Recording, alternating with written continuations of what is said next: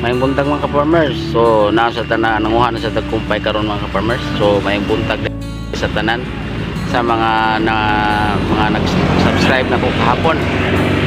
So nata karon diri sa atong kuhaan ng kumpay mismo sa atong binyo diri sa SRP. So maorong gini atong kuhaan ng kumpay diri mga ka-farmers kay utay laing dako-dako nga lugar nga daghang mga sagbot nga atong kuhaanan sa atong mga kumpay. So naata karon dire. So shout out guys sa tanan akong mga subscriber, sa mga followers. So kung di pa mo ka naka-follow sa akong mga video, so please follow.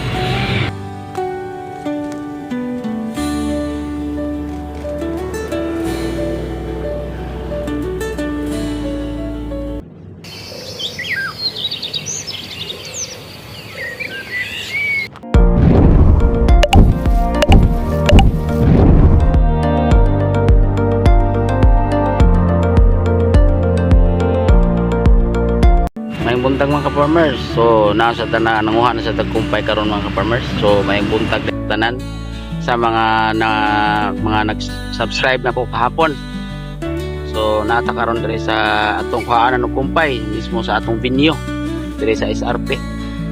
So maorong gini atong kuhaanan ng kumpay diri mga ka-farmers kay utay laing dako-dako nga lugar nga daghang mga sagbot nga atong kuhaanan sa atong mga kumpay. So naata karon dire.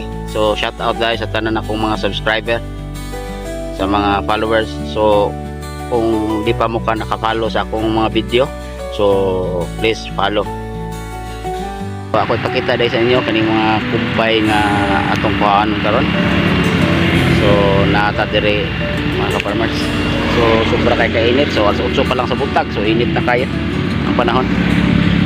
So mo ni ka-farmers ang mga kumpay nga kuhaanon.